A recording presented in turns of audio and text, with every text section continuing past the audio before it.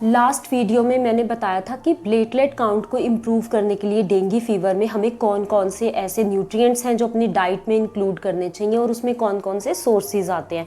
आज मैं आपको कुछ ऐसे बेस्ट सोर्सेज बताती हूँ जो अगर आप अपने डाइट में इंक्लूड करते हो तो डेफिनेटली आपका प्लेटलेट काउंट इम्प्रूव हो जाएगा। और मैं साथ में आपको ये भी बताऊँगी कि गोट मिल्क का क्या सिग्निफिकेंस है, कि हमें गोट मिल्क क्या लेना चाहिए, क्या वाकई में उसमें हमारा प्लेटलेट काउंट इम्प्रूव होता है या नहीं होता, उसके पीछे का क्या सिग्निफिकेंस है, क्या इंपॉर्टेंस है, मैं साथ में वो भी आपको बताती हूँ।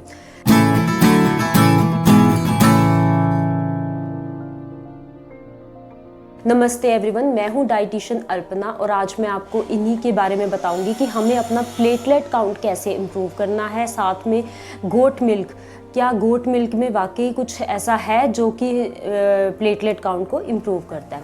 तो पहले हम गोट मिल्क के बारे में ही बात कर लेते हैं। ये इतना ईजिली अवेलेबल भी नहीं होता। तो क्या है गोट मिल्क में ऐसा कि इससे वाकई क्या प्लेटलेट काउंट इम्प्रूव हो रहा है। तो पहले हम इसकी कॉम्पोजिशन की बात कर लेते हैं। मैं इसको सिर्फ एक काऊ मिल्क के साथ कंपेयर कर लेती हूँ। तो काऊ मिल्क के कंपैरेटिवली जो गोट मिल्क में प्रोटीन है वो थोड़ा सा हायर साइड पे है, ठीक है। और इसमें जो भी न्यूट्रिएंट्स हैं, थोड़ा सा फैट है वो भी थोड़ा इम्प्रूव्ड है, ठीक है। और साथ में जो मोस्ट इम्पॉर्टेंट है, इसमें पोटाशियम की मात्रा थोड़ी ज़्यादा है, ये एंटीऑक्सीडेंट रिच है। और सबसे बड़ी बात कि इसमें लैक्टोस, जो कि सभी को डाइजेस्ट नहीं होता, कुछ लोग लैक्टोस इंटॉलरेंट भी होते हैं, तो ये इसमें लैक्टोस की मात्रा कम है जिसकी वजह से इसको ईज़ी टू डाइजेस्ट है। ये हमें पचाना बहुत ईजी रहता है। इसी की वजह से ये इस डेंगू फीवर में क्या सिम्टम्स आते हैं कि या तो नोज़िया हो रहा है या आपको वॉमिटिंग आ रही है, तो इस वजह से आप नॉर्मल जो काऊ का मिल्क है या बफलो मिल्क है वो आप पचा नहीं पाते हो। बट जो गोट मिल्क है ये थोड़ा सा इजी टू डाइजेस्ट है, ये आप पचा लेते हो। इसमें इलेक्ट्रोलाइट्स की मात्रा थोड़ी सी ज़्यादा है। तो यही रीज़न है कि ये जब आप काऊ मिल्क अगर आप ले भी लेते हो तो आप अगर उसको पचा ही नहीं पा रहे हो, आप वॉमिट कर दे रहे हो, तो उसमें कहाँ से वो प्लेटलेट काउंट इम्प्रूव होगा। तो सिर्फ ये यही रीज़न है, अदरवाइज ऐसा कुछ नहीं है कि इसको सिर्फ एक गोट मिल्क लेने से ही आपका जो प्लेटलेट काउंट है वो इम्प्रूव होगा, ठीक है। एक तो ये जो है इसका ये एक मेन रीज़न है। जो लैक्टोज होता है ये हमारी बॉडी में जाके, जो हमारी बॉडी में स्मॉल इंटेस्टाइन में एक एंजाइम होता है लैक्टेज, ये इसको ब्रेक डाउन करता है। ब्रेक डाउन करके जब ये एनर्जी प्रोवाइड करता है तो ये एक ईजी पैथवे है। बट जो काऊ मिल्क है उसमें थोड़ी सी लैक्टोज की मात्रा ज़्यादा होने की वजह से ये इतना ईजिली डाइजेस्ट नहीं होता। तो यही एक रीज़न है कि गोट मिल्क जो है इजी टू डाइजेस्ट है, इलेक्ट्रोलाइट्स उसमें बहुत अच्छे हैं। तो अगर आपको गोट मिल्क अवेलेबल नहीं होता है इजीली, तो आप उसके ऑल्टरनेटिव्स हैं, जैसे कि आप ओट मिल्क ले सकते हो, आप कोकोनट मिल्क ले सकते हो, सोया मिल्क ले सकते हो, ठीक है, आलमंड मिल्क ले सकते हो। तो ये भी एक बेस्ट ऑल्टरनेटिव्स हैं अगर जिनको गोट मिल्क अवेलेबल नहीं होता है। बट मोस्ट इम्पॉर्टेंटली अगर इन्फेंट्स को आपने देना हो मिल्क, तो आप गोट मिल्क उसको इन्फेंट्स को नहीं दोगे। इन्फेंट्स के लिए goat milk is not prescribe, ठीक है। तो अब हम बात कर लेते हैं सोर्सेज की, कि कौन से ऐसे बेस्ट सोर्सेज है जो हमें अपनी डाइट में लेने चाहिए जिनसे कि प्लेटलेट काउंट इम्प्रूव हो जाएगा। जो नॉर्मल एक प्लेटलेट की जो हमारा काउंट होता है वो होता है 1.5 से 4 तक। तो अगर ये इससे ज़्यादा ड्रॉप कर जाता है तो ये हमारे डॉक्टर्स ही डिसाइड करते हैं कि हमें ये ब्लड ट्रांसफ्यूजन की ज़रूरत है या नहीं है। तो अगर हम इसको नेचुरली प्लेटलेट्स को इम्प्रूव कर सकते हैं तो ये कुछ सोर्सेज हैं जो मैं आपको बता रही हूँ। तो आप मेरी वीडियो को एंड तक देखना, तभी आपको इसका बेनिफिट मिलेगा। अदरवाइज अगर आप पूरे इसके सोर्सेज देखना कि इन सभी सोर्सेज को अगर आप अपनी डेली डाइट में इंक्लूड करते हो तो आपका डेफिनेटली प्लेटलेट वॉल्यूम जो है वो इम्प्रूव हो जाएगा। तो नंबर 1 पे आता है मिल्क। जैसे मिल्क, हमने गोट मिल्क के बारे में बात कर ही ली है। मिल्क में क्या होता है कि कैल्शियम एंड प्रोटीन की मात्रा बहुत अच्छी होती है।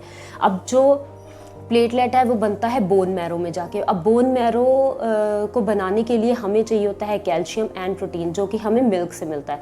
तो मिल्क में at the same time potassium की मात्रा भी बहुत अच्छी होती है। तो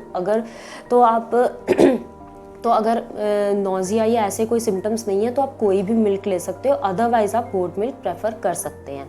ठीक है, तो ये हो गया मिल्क। सेकेंड थिंग है जो आप अपनी डाइट में इंक्लूड कर सकते हो, वो है वीट ग्रास। वीट ग्रास जो है ये क्लोरोफिल में रिच होता है, और क्लोरोफिल का जो केमिकल्स जो स्ट्रक्चर होता है वो सिमिलर होता है हीमोग्लोबिन के स्ट्रक्चर से। तो ये जो क्लोरोफिल है ये अंदर जाके हमारे प्लेटलेट्स को बहुत ज़्यादा इम्प्रूव करता है, प्लेटलेट्स की फॉर्मेशन में हेल्पफुल रहता है। तो अगर आप वीट ग्रास का जूस आप ले सकते हो, वीट ग्रास को आप अगर आपको फ्रेशली अवेलेबल हो जाता है तो उसको पानी में बॉईल करके आप उसको एज सच कंज्यूम कर सकते हो, तो इससे भी आपका प्लेटलेट काउंट डेफिनेटली इम्प्रूव होगा। थर्ड है ग्रीन लीफी वेजिटेबल्स। जितने भी लीफी ग्रीन्स हैं वो फोलेट, फॉलिक एसिड में बहुत अच्छे होते हैं, आयरन में बहुत अच्छे होते हैं, जो कि प्लेटलेट की फॉर्मेशन में हेल्पफुल रहते हैं। तो स्पिनच है, इसमें मस्टर्ड लीव्स आते हैं, केल है, एस्पैरेगस है, कैबेज है, आप ये अपनी डाइट में इंक्लूड कर सकते हो। अगर हम इसके कॉन्सेंट्रेट्स ज़्यादा इंक्लूड करते हैं डाइट में तो वो ज़्यादा बेनिफिशियल रहते हैं प्लेटलेट्स को इम्प्रूव करने में। जैसे कि आप स्पिनच का सूप लो, ठीक है, स्पिनच को आप एज अ स्मूदी की फॉर्म में ले सकते हो, उसके जूस की फॉर्म में, उसकी ब्रॉथ की फॉर्म में ले सकते हो। तो आप स्पिनच को इस फॉर्म में लो तो आपका प्लेटलेट काउंट उससे इम्प्रूव हो जाएगा। नेक्स्ट है all citrus fruits. Citrus fruits जितने भी हमारे खट्टे फल हैं, जैसे कि मौसम्मी है, आंवला है, लेमन है, ठीक है, कीवी है, ये जितने भी फ्रूट्स हैं ये आप अपनी डाइट में इंक्लूड करो, इससे प्लेटलेट की फॉर्मेशन होती है, प्लेटलेट काउंट इम्प्रूव हो जाएगा। अब जो बात रही कीवी की, कीवी में एक्चुअली क्या होता है, कीवी में विटामिन के भी है, विटामिन सी भी है, जो कि एक विटामिन के जो है वो ब्लड क्लॉटिंग करता है और आपकी ब्लड जो ब्लीडिंग है उसको प्रिवेंट करता है। तो इसके लिए हमें विटामिन के की रिक्वायरमेंट होती है, जो कि विटामिन के एंड सी दोनों ही कीवी में प्रेजेंट है। अगर आप ले सकते हो तो दिन में 2 या 3 कीवी लेनी है आपको अपने प्लेटलेट को इम्प्रूव करने के लिए।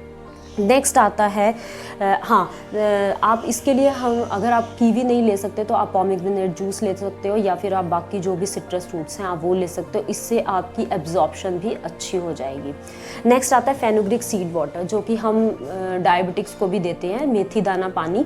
अगर आप इसको रात को सोख करके सुबह इसका पानी सीड्स को बॉईल करके आप 1 गिलास सिप करके पीते हो तो ये भी प्लेटलेट की फॉर्मेशन में हेल्पफुल रहता है। ठीक है, नेक्स्ट पॉइंट है बीटरूट्स का भी अगर आप चाहे तो इसको जूस की फॉर्म में ले सकते हो। ये जो फ्री रेडिकल की फॉर्मेशन है उसको कम करता है, फ्री रेडिकल्स को बनने को रोकता है बनाने से। तो इसको बीटरूट के जूस को भी आप इसको बीटरूट एज अ जूस ले सकते हो, सैलड में ले सकते हो, या फिर आप इसकी स्मूदी बना के ले सकते हो। पर आपको इसको 1 ग्लास डेली कंज्यूम करना है to improve your platelet count.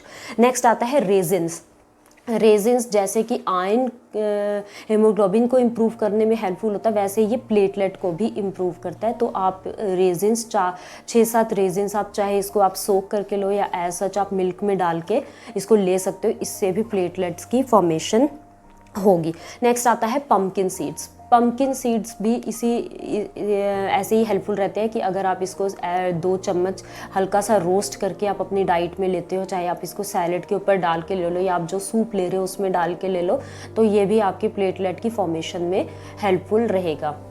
Next है 9th जो हमारा पॉइंट है वो है लेंटिल्स एंड पीनट्स। जितने भी हमारे लेंटिल्स है, स्पेशली जो ब्लैक आइड पीस जिसको हम कहते हैं लोबिया बोलते हैं, तो लोबिया जो है उसमें भी फोलेट B9 जो विटामिन है वो बहुत अच्छी मात्रा में होता है। तो अगर हम इसकी सब्जी बना के इसको एज अ सैलेड या इसको ऐसी करी की फॉर्म में लेते हैं तो ये उस प्लेटलेट्स की फॉर्मेशन में हेल्पफुल रहता है। तो आप ये ले सकते हो, प्लस साथ में और जितनी भी लेंटिल्स हैं वो प्रोटीन में भी रिच होती हैं, आप वो ले सकते हो। साथ में पीनट्स हैं वो भी प्लेटलेट की फॉर्मेशन में हेल्पफुल रहता है। लास्ट पॉइंट है हमारे इलेक्ट्रोलाइट्स। हमारा पानी और जितने भी इलेक्ट्रोलाइट्स हैं, चाहे वो लेमन वाटर है, चाहे वो कोकोनट वाटर है या लस्सी है, जितने भी इलेक्ट्रोलाइट्स हैं आपने वो इसमें अपने पूरे डे में इंक्लूड करनी है।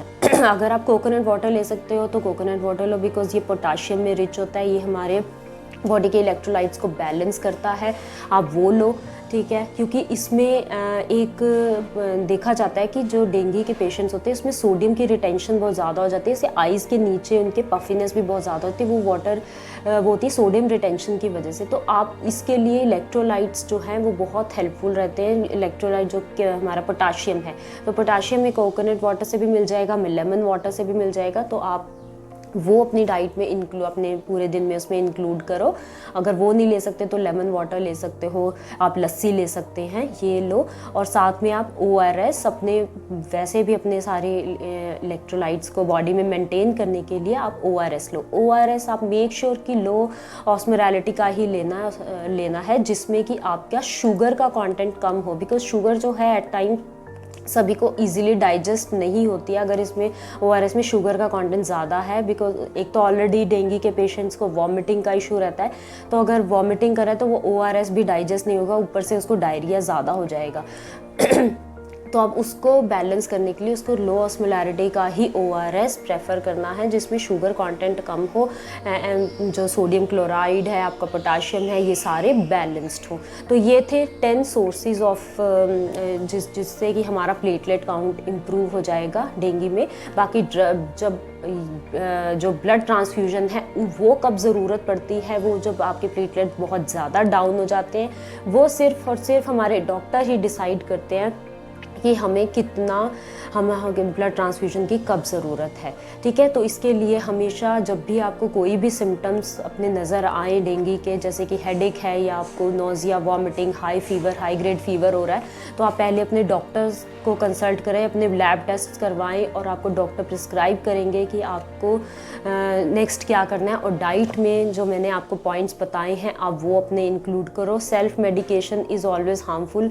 ट्राई करो कि अपने आप से कोई भी मेडिकेशन है, चाहे वो एस्पिरिन है या कोई भी एंटीपायरेटिक्स है, आप जस्ट एक डोलो है या PCM है, जो कि एक एडवाइजेबल है कि आप ले सकते हो इन फेब्राइल कंडीशंस, बट अदरवाइज़ आप अपने डॉक्टर से ही कंसल्ट करके अपनी मेडिसिन लो।